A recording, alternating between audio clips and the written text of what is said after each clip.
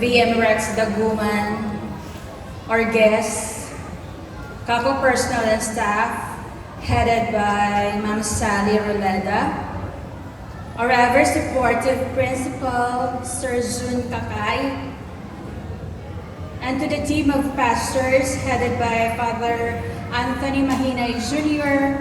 for allowing us to utilize the PPFC as venue for our practices. Ever supportive parents and grandparents of these children, my good teachers who are here and helping me out, all who are here tonight to witness this beautiful play, good evening po sa inyong lahat. I totally lost my hearing just this September. It's an auditory neuropathy. Still, I am hopeful that hearing aid will help me gain my hearing again. It was one of my fears. How could I go on with guiding these children in enhancing their talents when I can no longer hear? I thought this day won't happen. I thought wala kami slack this year. I've been struggling with my situation. Then one day, Sir Noy chatted me about our grant and this performance. Bagasan yung buhusan ng mapinit na tubig. How could I carry on with this play now? Then, few moments later, I received a message from someone who guided me in my struggle of hearing loss. And I want to quote the message. It says, when assigned to tasking God's kingdom, we should not object, asking why me. Rather, we offer our best effort to God with a grateful heart and ask Mary for help. Without second thought, I replied to Sir Noon, okay po. God really is in control and made me an instrument to tell this beautiful story of His birth. This play was originally played by Papuri year 1984. And this was first played here in Calbayog, year 1987, by the renowned CKC Glee Club under si Ron Ubong. We are once the performers of this play. Our Mary and Joseph was Sir June and Ma'am Lulu Togonon. And now their daughter is playing our Mary. Jada is playing Mary now. And the person who laid baby Jesus that time was our good Bishop Emeritus, late Bishop Maximiano T. Cruz. Being part of this play years back is really the reason why this play has a special place in my heart. So grateful I was given this rare opportunity to make a repeat of this. With that, I want to offer all alone the glory to God and to some special people who are my strength, my support system, and believing in me. This is for you. Thank you, and once again, good evening. Hope you will enjoy our play.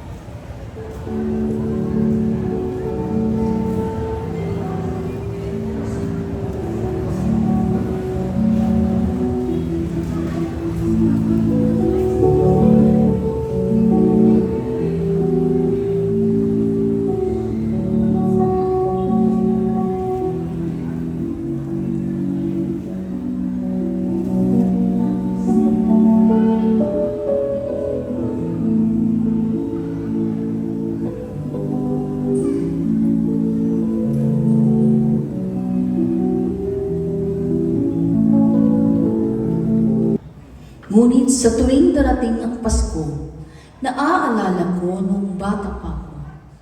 Parang iba kasi noon ang sumasabi sa isipan ko. Ay ang larawan ng isang bilan, isang maliit na sabsaban, isang sanggol na nakahiga sa dagami, isang mama at isang alay na may maaamong mga mukha. At 3 balbasing mga lalaki at ilang mga bata na nakatalukbong ang mga ulo at may mga tangang tungkod o mga tubo. At sa labas ng bilen, isang maningning na bituin. Hindi pa ako gaanong katandaan, ngunit sa paglipas ng panahon, unti-unting nahalinhan ang napakagandang tanawin na iyon. Ng iba pang mga bagay katulad ng hamon at keso, bagong damit, mga matatanggap na regalo. Maganda rin ang may mga regalo at iba pa. Ngunit kung minsan, parang hinahanap-hanap ko yung maliit na maamong mukha na tahimik na nakahimlay sa sabsaban. At dito ko naalalang tunghayan muli yung istorya ng Pasko. Yung banal na gabi na yon, doon isinilang ang pinakadakilang handog.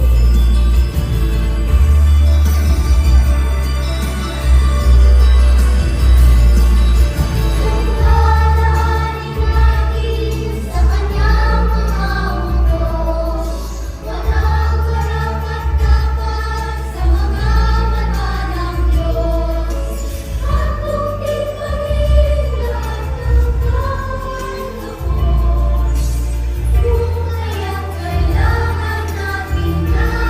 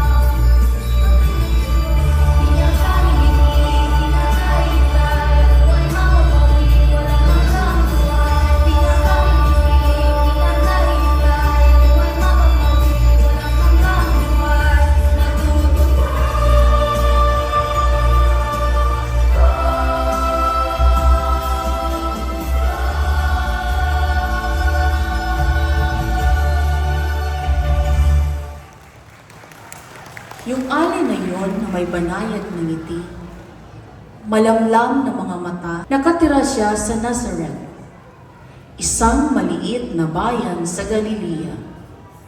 2,000 taon na ang nakalipas, ay nagpakita sa kanya ang isang anghel ng Diyos. Si Maria raw ay magiging isang ina. Siya'y maglilihi, manganganak ng isang lalaki na tatawaging Jesus. Paano mangyayari ito? Hindi pa ako nasisipingan ng kahit sinong lalaki. Ang Espiritu ng Diyos ay sasayo, at sa pamamagitan niya, ikaw ay magdadalang tao. Sapagkat sa Diyos, ang lahat ay makapangyayari. Kung gayon, ay mangyayari ang lahat ayon sa iyong sinabi. Ang puso ko'y nagpupuri sa Panginoon, at ang aking espiritu'y nagagalang dahil sa Diyos na aking tagapagligtas, sapagkat nilingap niya ang kanyang pangalipin. Kaya ngayon ako ay tatawagin, mapalad ng lahat ng salinglahi, ng lahat ng salinglahi.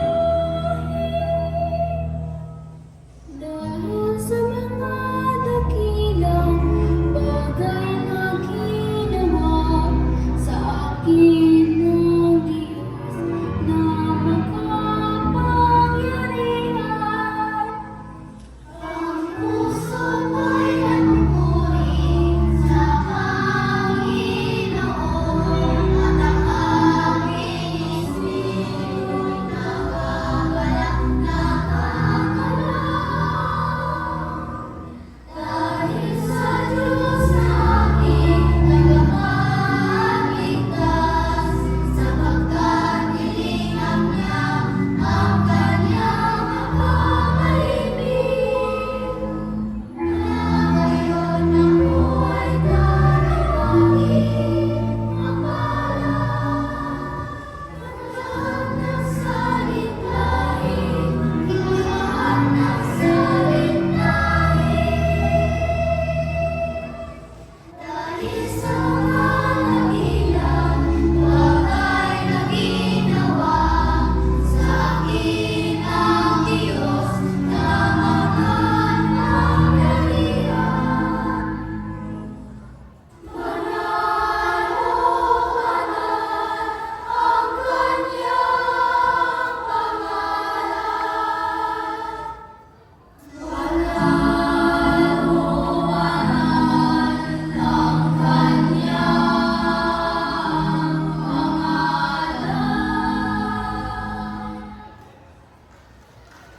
Napag-alaman ni Jose ang tungkol sa pagbubuntis ng nobyang si Maria. Lubha siyang nabagabag at nag-alinlangan. Naisip niyang makipagkalas ng lihim sa babae. Ngunit lumitaw sa kanya ang anghel ng Diyos sa isang panaginip at sinabi, Jose, huwag kang mangamba. Tanggapin si Maria bilang iyong asawa. Ang kanyang dinadalay, bunga ng Espiritu Santo. Siya'y manganganak ng isang lalaki at tatawaging Jesus.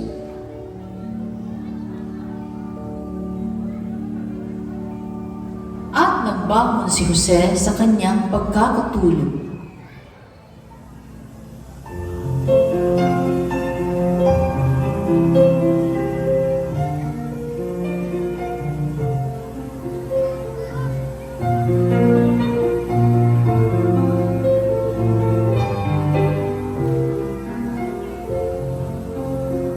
Salamat po,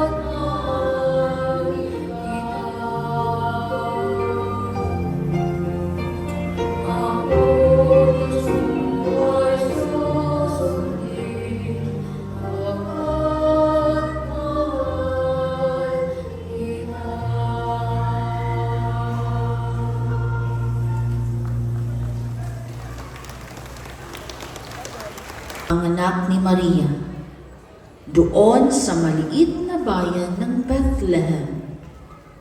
Karaniwan lamang ang gabing iyon.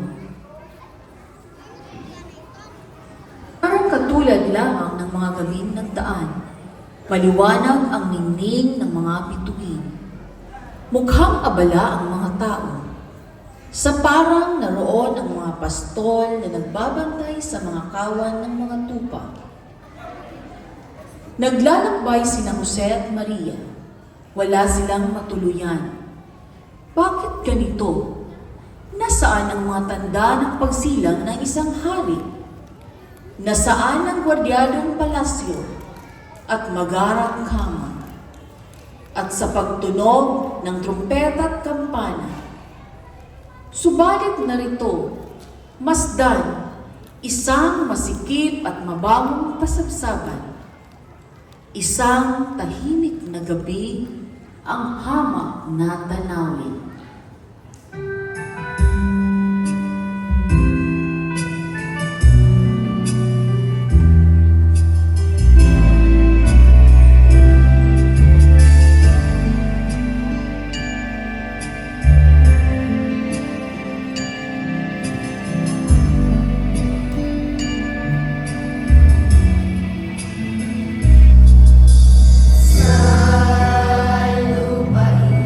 Ng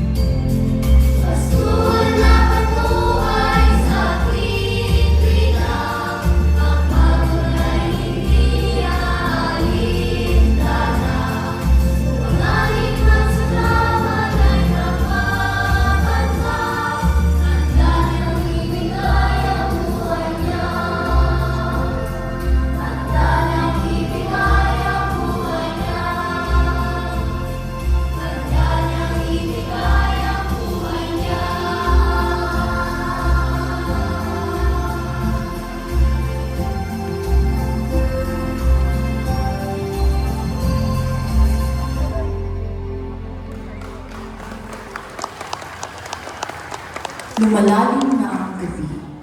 Inaantok na ang mga pastor. Ilang gabi na rin silang puyat sa pagbabantay. Nang biglang nagliwanag ang buong langit, at sa harap nila ay may nagpakitang anghel, na ang sabi ay,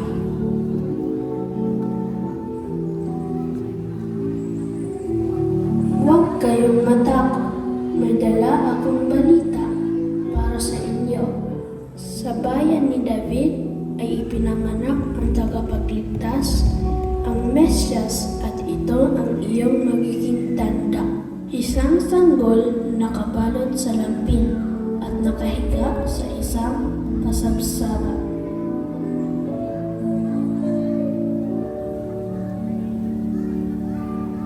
walang mga trumpeta at walang mga kampana, walang mga sayawan at sigawan sa mga lansangan.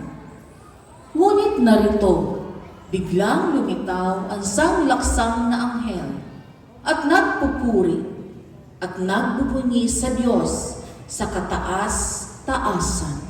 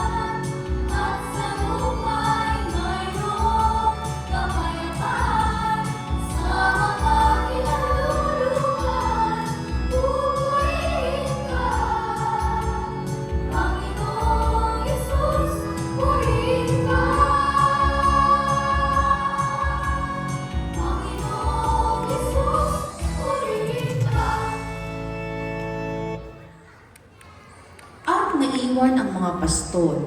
Sa kanilang mga puso ay naroon ang walang katulad na pag-asa at pagkamangha. Dali-dali silang nagtungo sa kinaroroonan ni Jose at Maria at nakita nila tahimik na nakahimlay sa dayami ang sanggol na nakabalot sa lampin. Isang tahimik na sandali. Isang sandali lang yun sa kaysaysayan ng tao. Ngunit sa isang sandali na yun ay ang kaganapan ng lahat ng iba pang mga sandali.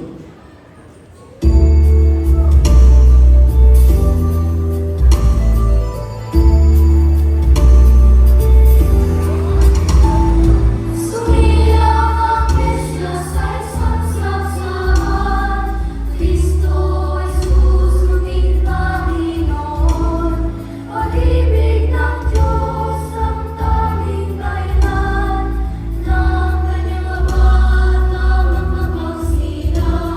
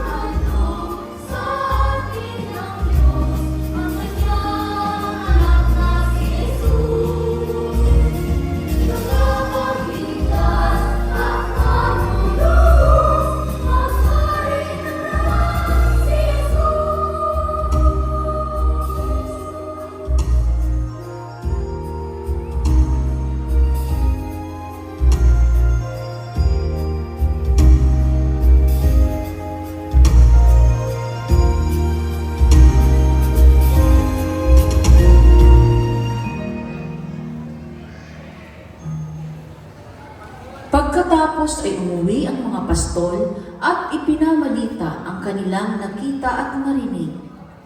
At ang lahat ng nakarinig ay namangha. Noong mga araw din yon ay may sumilay sa silangan isang bituin na may kakaibang liwanag.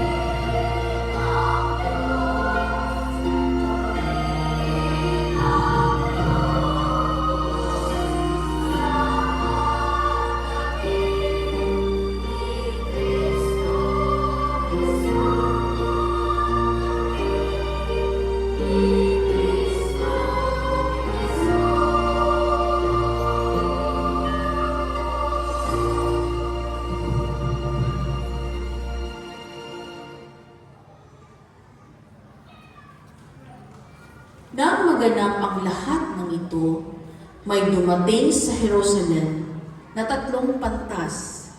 Hinahanap nila ang isinilang na hari.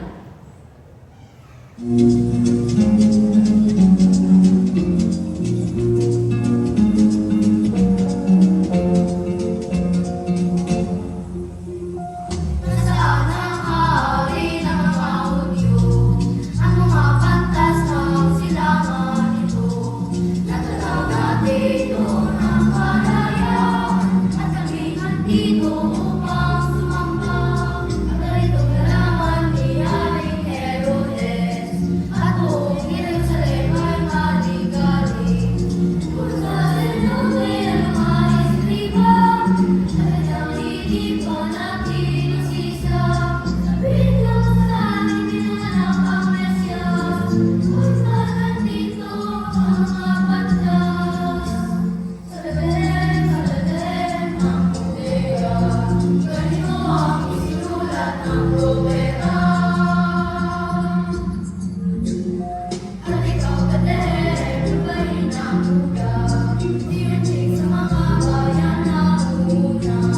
Ang isang pinuno ay lipas sa'yo, at namamahala sa bayan ko. Ang mga pantas higit na pinuno, kung kailan lumitaw ang palay ng talong. At ang pagbabago ay iyong nakita, dapat sa akin ay isalita. Matupag sa panungkulan niyo may makapagsalba ng kanyang paglaya. Ngunit sila pinaunahan ng dala, kung saan pinagpunan ng bata. Nang sila'y tumuloy at si Jesus nakita, at napansin doon sinamba ang bata. Si sila'y pinuksan ang handog sa kanya, ang dalay ginto, yaman at tira. Sa pamamagitan ng panaginip, sabi daw ng Diyos na sila uuwi. Ngunit nahalang kay Haring Herodes, at sila'y nagipanap na nagpapalik. At sila'y nagpapantaan na sila, nagipanaptaan na sila, nagipanaptaan sila,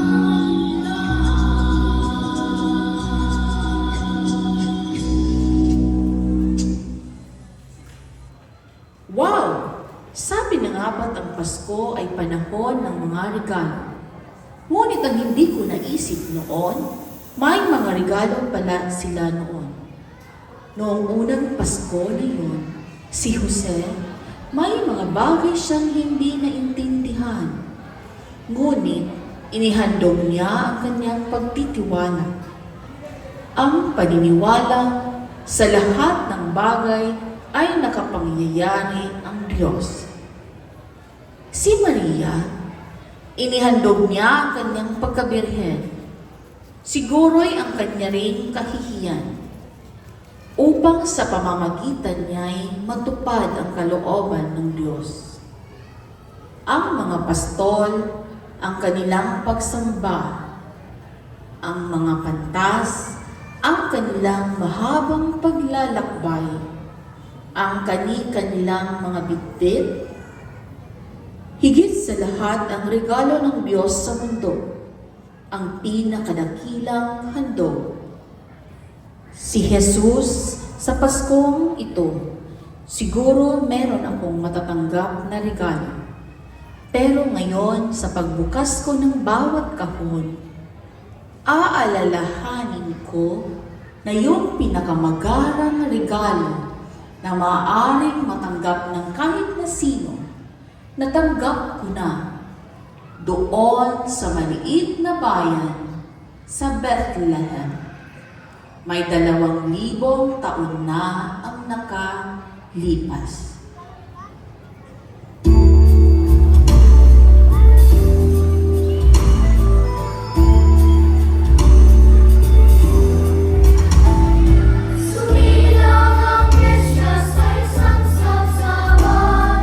Cristo Jesus, muting Panginoon.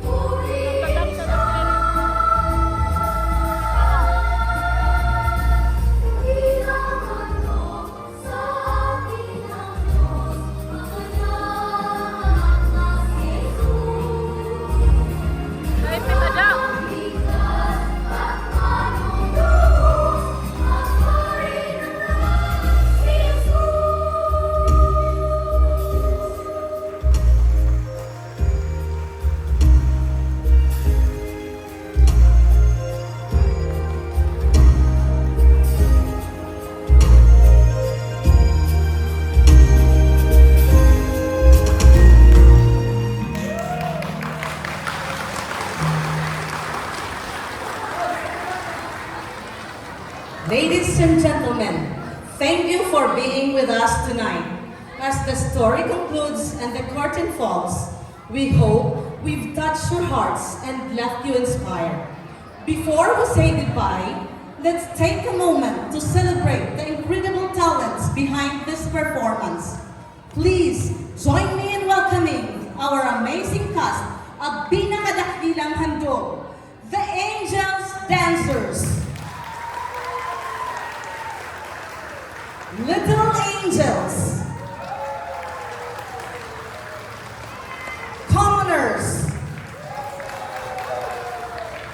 The Little Angels.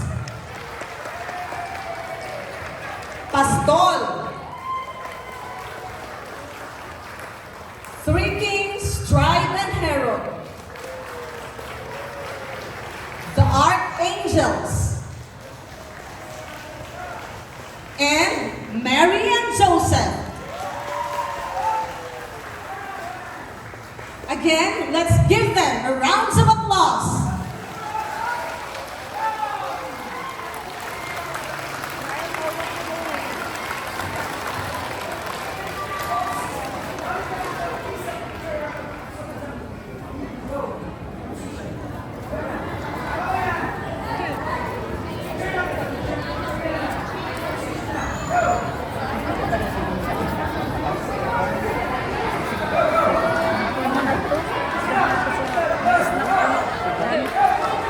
Kasi sila dapat pa ako. Kailang araw ako. Isang po pa pa.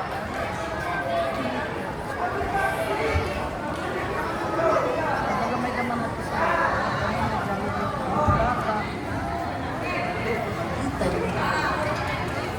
grabe, 48 minutes. Oh, mag-50 ko din eh.